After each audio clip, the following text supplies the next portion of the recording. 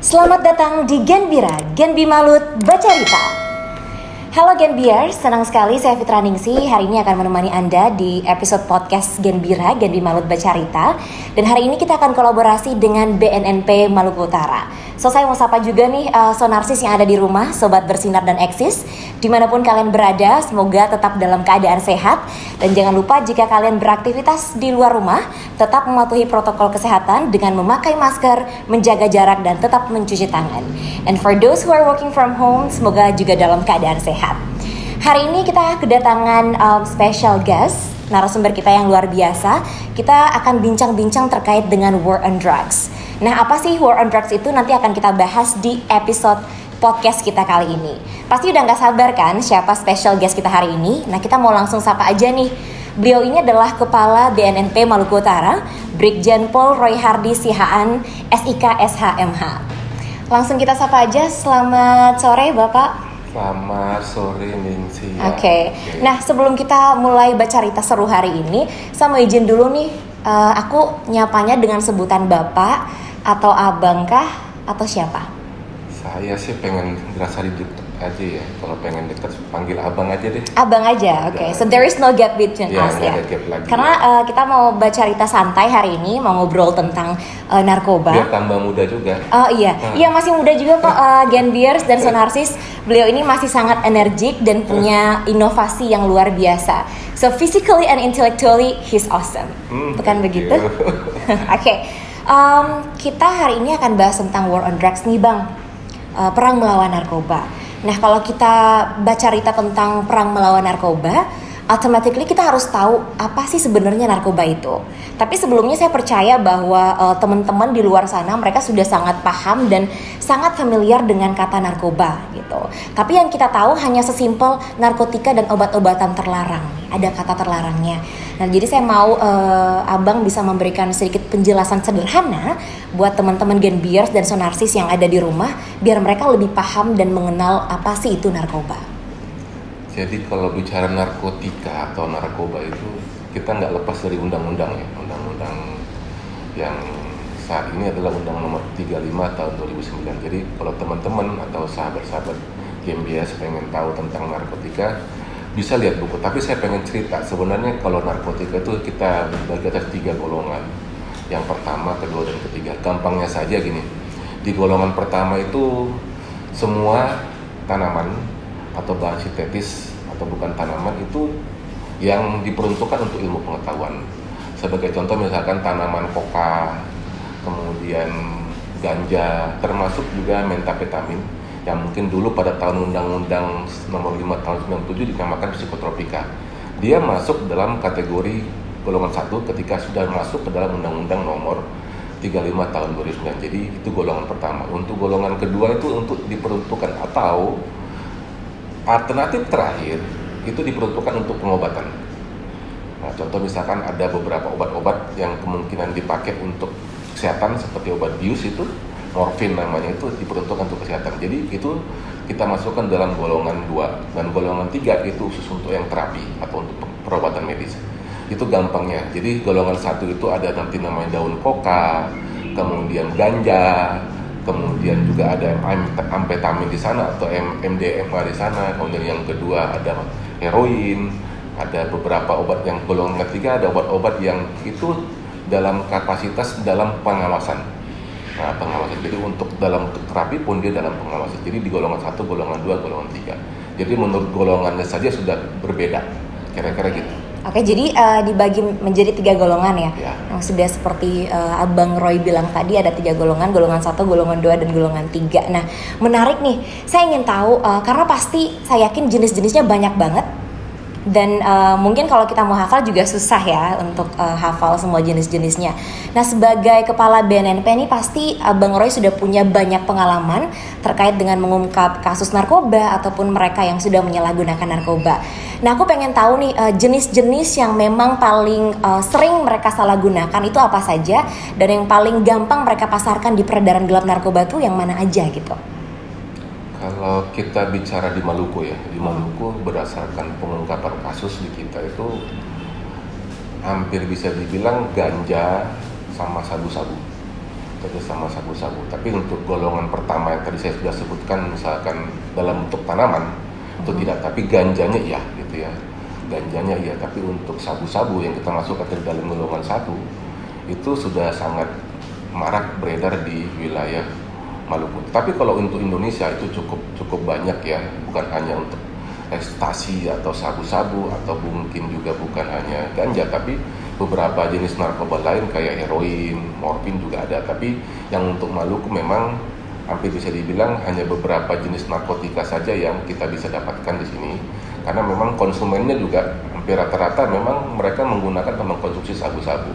Sabu-sabu ya kalau di daerah Maluku Utara. Ya. Nah ini juga Sonarsis dan Gen Bears tidak menutup kemungkinan bahwa Maluku Utara ini juga adalah pintu gerbang dari peredaran gelap narkoba, bukan begitu Bang? Iya. Ya, jadi memang ini juga menjadi tugas kita bersama, tentunya bukan hanya BNNP Maluku Utara saja ya Bang Roy ya. Oke, tadi menarik nih ada sebutkan tentang ganja gitu. Nah, beberapa tahun terakhir ini saya sempat mengikuti isu kontroversial, yaitu polemik melegalkan ganja. Semoga Bang Roy tahu tentang isu kontroversial ini, yaitu ada komunitas di Aceh, if I'm not mistaken, itu namanya Lingkar Ganja Nusantara. Nah mereka ini adalah komunitas yang memperjuangkan untuk mengadvokasi dan mengedukasi bahwa sebenarnya tanaman ganja itu punya manfaat baik juga loh. I mean nggak selalu buruk begitu. Karena yang tadi seperti yang sudah dijelaskan oleh Bang Roy, ini kan kata kuncinya di penyalahgunaan narkoba. So kalau misalkan kita tidak salah gunakan, it means masih ada sisi positifnya.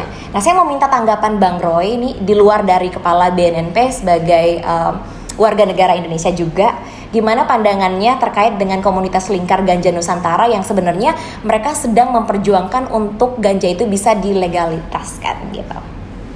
Jadi kalau saya ditanya tadi sebagai personalitas, kemudian kalau ditanya sebagai kepala BNN, kita pasti tunduk dengan aturannya.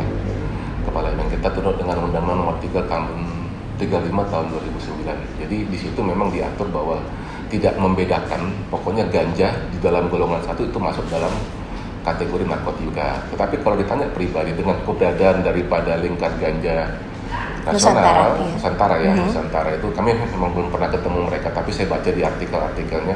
Saya pikir mereka itu cukup cukup melihat satu kondisi ini, terus melihat beberapa aspirasi juga, melihat juga dari beberapa masukan-masukan dari beberapa orang. Karena kita negara demokrasi, tentunya kita harus menghargai mereka lah.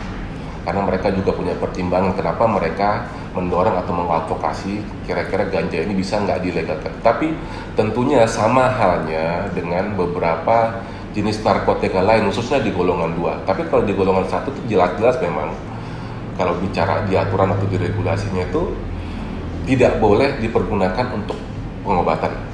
Tetapi kalau dalam sudut pandang lain, misalkan dari pandangannya Lingkar Ganja Nusantara melihat bahwa ini bisa nggak sih gitu, tapi melalui riset harusnya ya.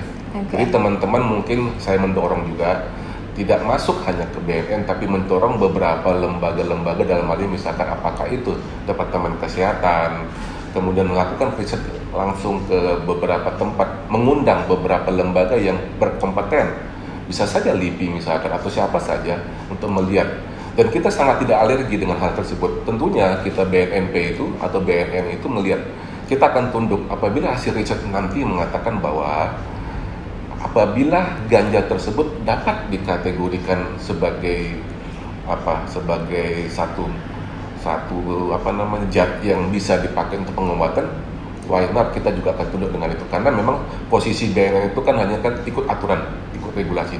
Tapi kalau riset menyatakan demikian bahwa dapat, kita pasti tunduk dengan aturan, tapi melalui mekanisme-mekanisme yang harus diatur. Jadi kita tidak alergi dengan hal tersebut. Oke, so saya bisa simpulkan memang berarti kekurangan research sekarang ya. Memang harus itu yang kita dorong ya. Jadi kalau memang teman-teman Lingkar Ganja Nusantara ini, if I'm not mistaken, memang tempatnya di Aceh ya, kalau saya tidak salah komunitas ini. Jadi mereka harus melakukan research sebanyak mungkin bahwa memang ganja kalau memang bisa zatnya digunakan untuk kesehatan juga kenapa tidak ya kita dorong. Tapi kalau secara dari BNNP ya tetap tunduk pada regulasi ya. Oke. Nah seperti itu Gen Bears dan Sonarsis untuk kita menanggapi isu kontroversial. Luar biasa sekali jawabannya Bang Roy. Nah kita masih punya banyak pertanyaan lagi yang harus kita bahas di Gen Bira ini. terkait dengan di luar dari ganja nih. Kan saya yakin teman-teman di luar sana itu mereka sudah tahu bahwa oke, kita jangan menyalahgunakan narkoba karena dampaknya itu sangat berbahaya bagi kesehatan gitu. Tapi buktinya masih banyak saja orang yang masih mau menyalahgunakan narkoba itu sendiri. Nah, menurut Bang Roy sebagai Kepala BNNP Maluku Utara, sebenarnya alasan mereka yang paling dalam itu apa sih? Kan pasti banyak faktor nih. Mungkin bisa saja ekonomi, atau mungkin saja mereka sedang patah hati, so ingin mencoba-coba, let's say nice try untuk bisa menenangkan diri. Nah, kita juga tidak bisa pungkiri kan kalau memang salah satu dampak atau efek dari narkoba kan untuk bisa menenangkan diri juga. Nah, pandangannya Bang Roy gimana sih? Mudah-mudahan Mbak Ningsinya tidak termasuk salah satu yang patah hati ya. Patah hati iya, tapi mencoba-coba ke narkoba kayaknya enggak deh. Ya jangan deh, maksudnya gini teman-teman, maksudnya kalau kita mau coba melihat tentang kondisi bahwa narkoba itu memang sangat-sangat tidak layak ya untuk dipergunakan, apalagi untuk mencari pelarian dalam alasan apapun, itu kayaknya nggak benar gitu loh. Oleh karena itu saya menyarankan teman-teman jangan mencoba lah. Jadi contoh misalkan, oh ya di komunitas ini kamu kesini deh, coba deh, pasti menghilangkan rasa sakit hati, rasa frustasi, kamu coba ini. Itu hanya just for a while menurut saya. Hipotesanya just for a while, tapi dampaknya itu ke saraf otak kita itu sampai akan panjang waktunya. Sebagai contoh misalkan gini, dia akan menggunakan contoh, ya dia harus suntik tubuhnya dengan ya atau heroin di sini, dimasukkan ke dalam darah, dan otomatis itu akan merusak. Karena dia masuk lewat darah, otomatis organ tubuh secara fisik dan mental juga akan terpengaruh. Karena efek daripada narkotika itu ujung-ujungnya adalah satu, bisa tidak sadar atau hilang kesadarannya. Kedua, merusak saraf otaknya. Tetapi dihubungkan juga dengan MDMA atau amfetamin, dia akan merubah perilaku dan mental seseorang. Jadi banyak faktor lah yang dapat menyebabkan orang tersebut dapat berdampak buruk terhadap dirinya, nggak cuma hari ini, tapi sampai akan datang. Oke. Nah, Bang Roy, saya juga dapat informasi kalau orang yang sudah pernah mencoba narkoba atau menyalahgunakan narkoba, mereka itu ternyata tidak bisa disembuhkan, tapi dipulihkan. Nah, kita mau bahas rehabilitasi gratis yang disediakan oleh BNNP Maluku Utara dan tentunya untuk BNN Republik Indonesia juga. Bisa dibahas nggak sih kalau rehabilitasi gratis itu gimana sih buat mereka yang sudah menyalahgunakan? Jadi poinnya gini, rehabilitasi gratis itu kan kita punya pusat rehabilitasi di beberapa tempat ya. Kalau kayak di Jakarta itu ada di mana?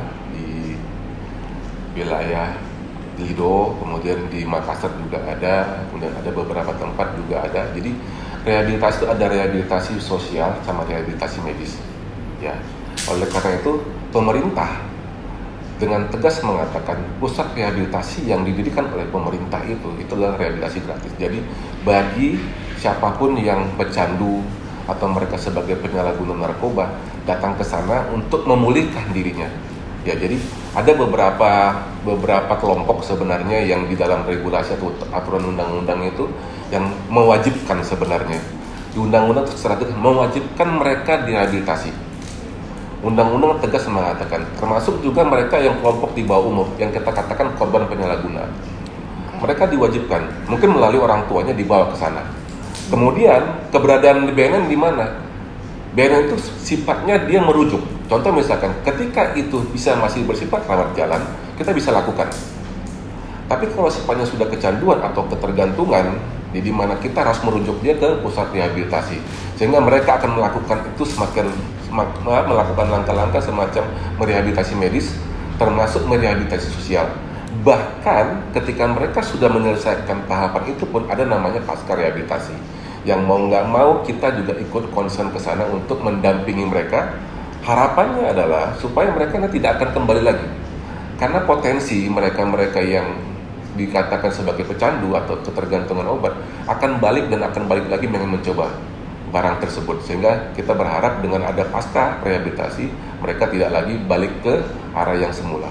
Oke, jadi untuk balai rehabilitasi memang Maluku Utara belum punya ya saat ini, yang terdekat di Makassar. Ya. Nah, saya pengen tahu dong standard operational procedure-nya.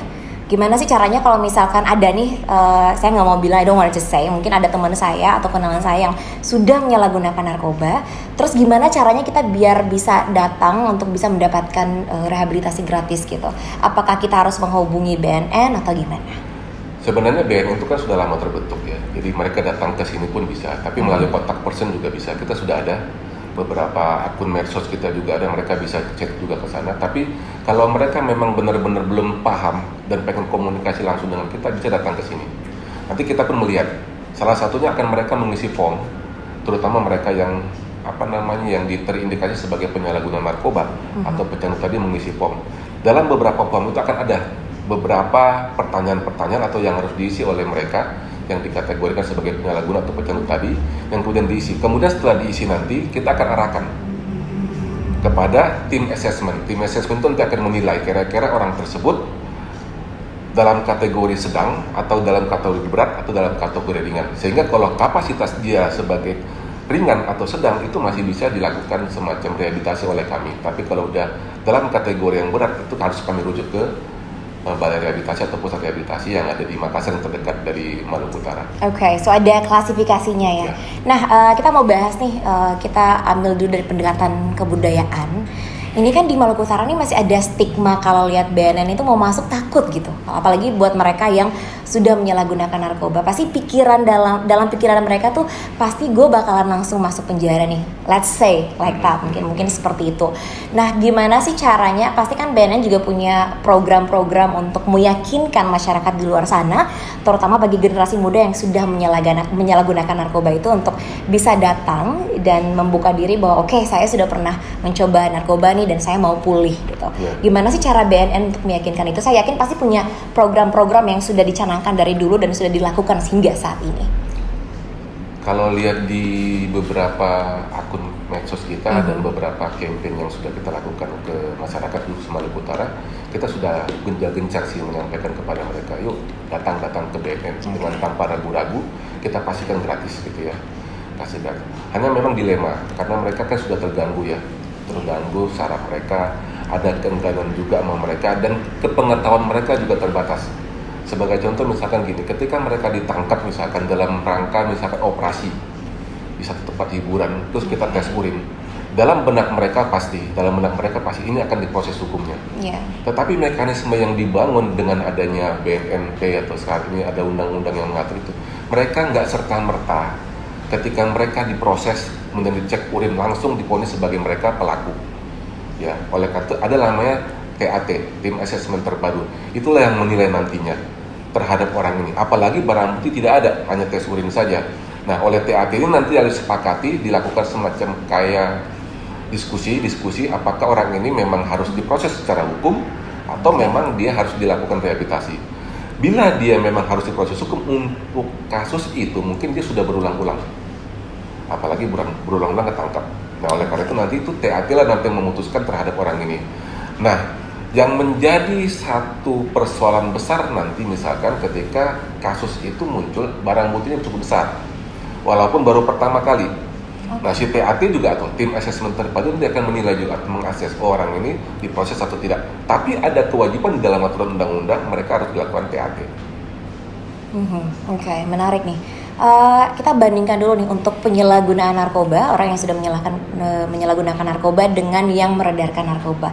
Kira-kira kalau diproses hukum, logically mungkin yang akan lebih dapat hukuman lebih berat itu yang peredaran gelap narkoba ya.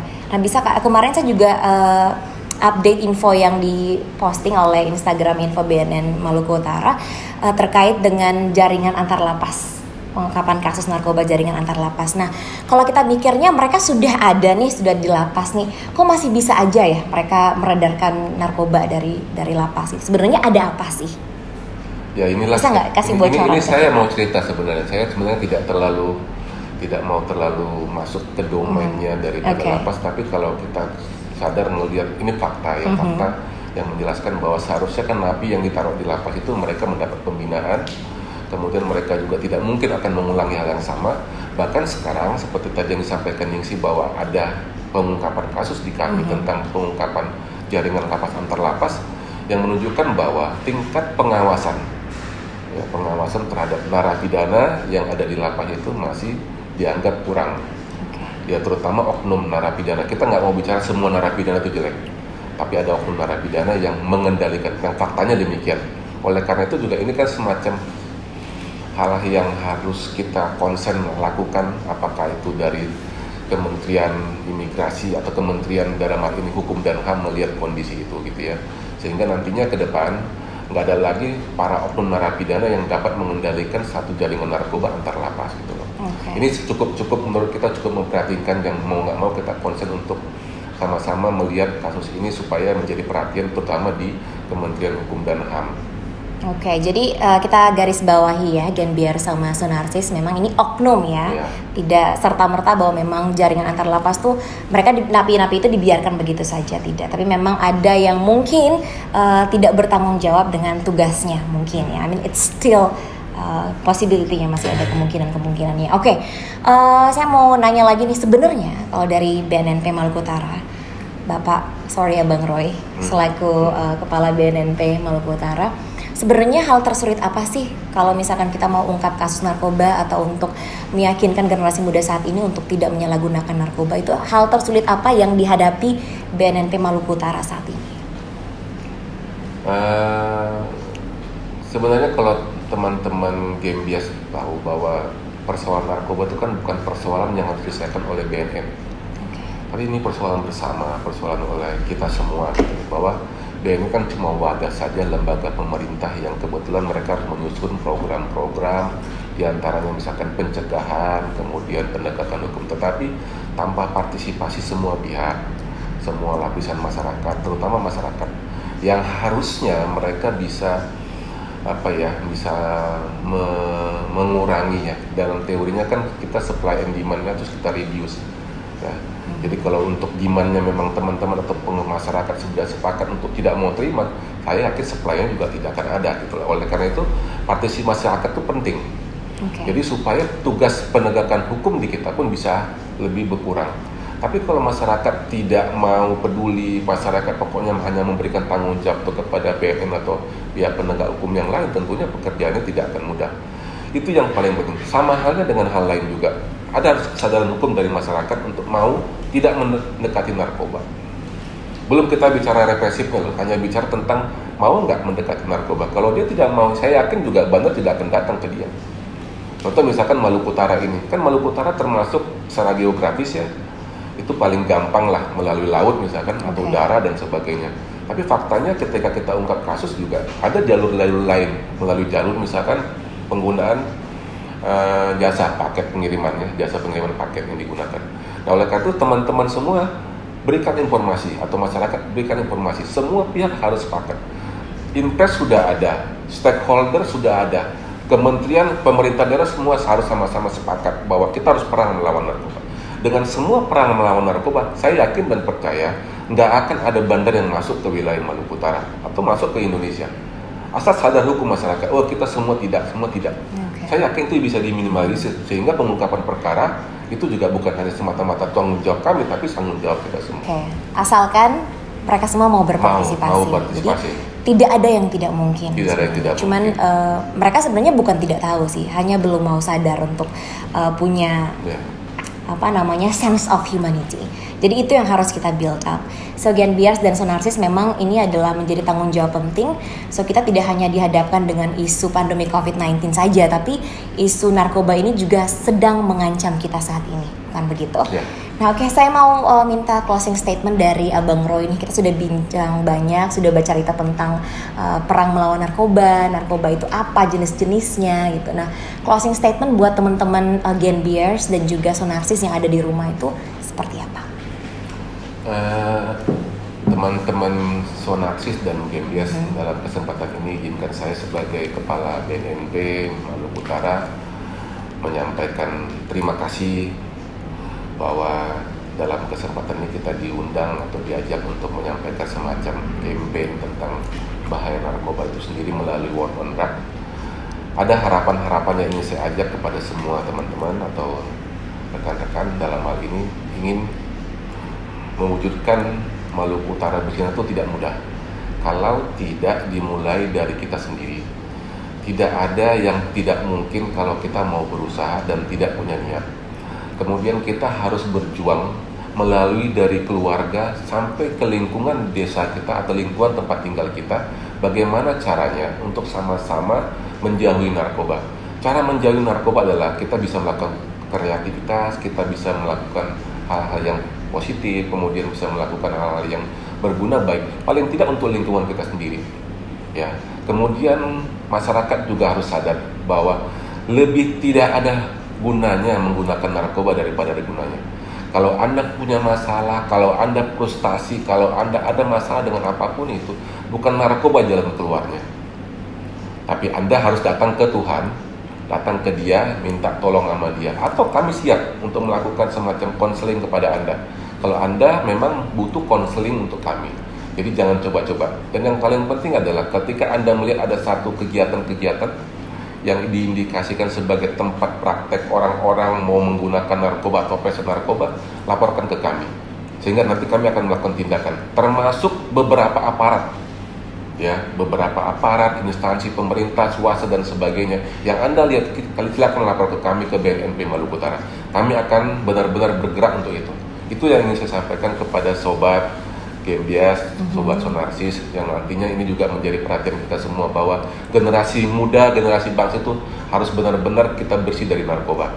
Oke. Luar biasa sekali ya Sonarsis dan Genbiars, itu pesan dan harapan dari Bang Roy selaku Kepala BNNP Maluku Utara. Senang sekali bisa bercerita hari ini Bang Roy. Nanti kita mungkin bisa bertemu lagi di next episode bersama dengan Genbira, Genbi Malut Bercerita. Nah Genbiars dan Sonarsis dimanapun kamu berada, kita sudah berada di penghujung acara. Kami berharap bisa masih bertemu dengan teman-teman semua yang ada di luar sana. Semoga masih dalam keadaan sehat. Dan ingat, jangan jual masa depan teman-teman hanya dengan menyalahgunakan narkoba atau meredarkan narkoba, karena itu sangat tidak baik untuk masa depan kita. Oke, kita mau tutup dengan salah satu slogan yang dipunya oleh generasi baru Indonesia, yaitu kalau misalkan saya ajarin Bang Roy, bakalan saya ajarin, gak usah takut, it's okay, no worries. Kalau misalkan saya bilang energi untuk negeri, jawabnya mari moi ngoni futuro. Mari moi ngoni futuro. Latihan dulu ya. Oke, kalau saya bilang energi untuk negeri, mari moi ngoni futuro. Oke, kita langsung sapa Sonarsis dan Genbiars ya. Energi untuk negeri, mari moi ngoni futuro. Saya Fitra Ningsih dan Roy Hardi Siahan. Sampai bertemu di next episode Genbira, Genbi Malut Bercerita.